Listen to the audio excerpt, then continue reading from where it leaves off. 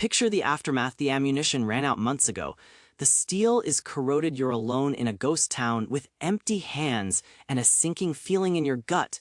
But you aren't unarmed. Your bones are hardened steel. Your limbs are hydraulic presses, and your mind. That's the ignition switch. Welcome to Victor's Logic, where we decode the physics of violent. Society has crumbled. The police aren't coming. You're looting a shell of a drugstore. When heavy footsteps crunch on glass behind you, they sound arrogant. They think you're lunch. You have zero gear, just your biology and a heartbeat to make a choice, victim or victor. Here's the reality check. We spent thousands of years clawing our way to the top of the food chain. We got comfortable, sure, but the machinery for destruction is still there. You just need to dust it off.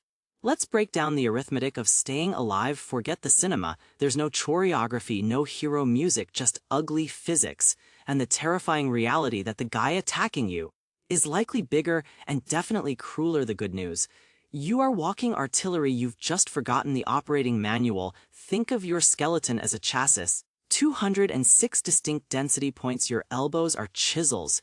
Your knees are sledgehammers. Your skull is a helmet designed to break whatever hits it. This isn't martial arts, it's engineering.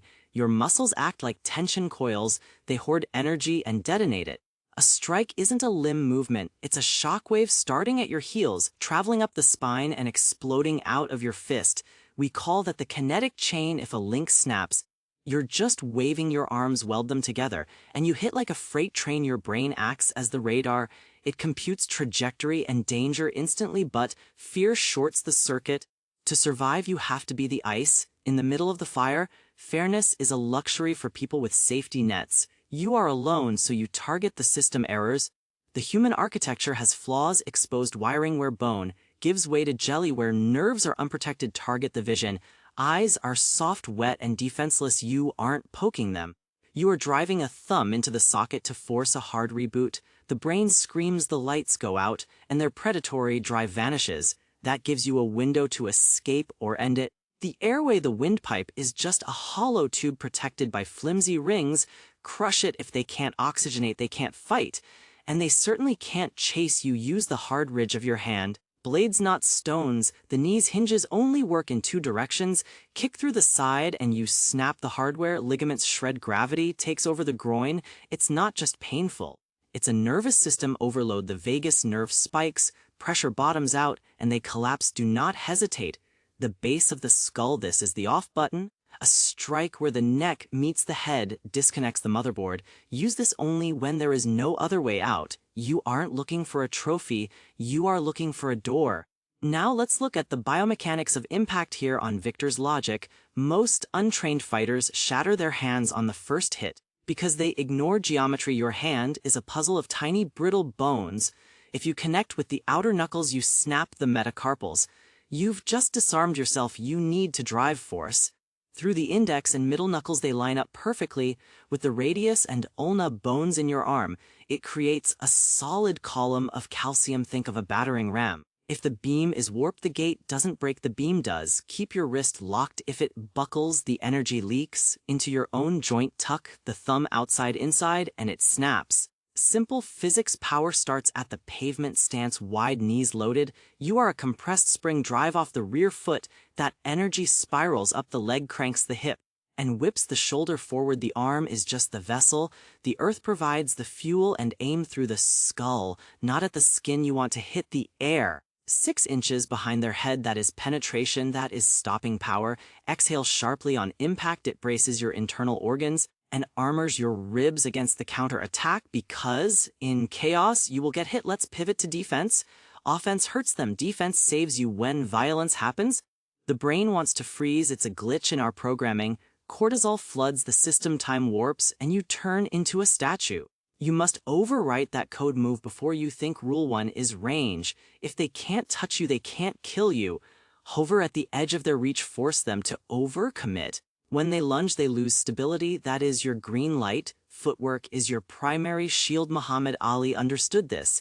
Don't be there when the mail arrives. Haymakers are clumsy and slow. Just vacate the space. Rule 2, deflection. Don't block force with force. You'll lose parry it. Slap the limb away if they swing right. Help them go right. You open up their flank. Exposing ribs and kidneys. Rule 3. Mobile head. It seems basic, but nobody does it. Your skull is the prize. Keep it moving. Slip, duck, roll. A miss drains their battery while you stay fresh. Rule 4. Gravity. Lower your stance. It makes you a heavy object to move and preps you to tackle if they grab you. Do not pull back. That triggers a tug of war. You might lose. Attack the grip's weakest link, the thumb. Peel it back against the joint. It will give way. You are free. What if you hit the dirt? Being grounded isn't a death sentence unless you quit.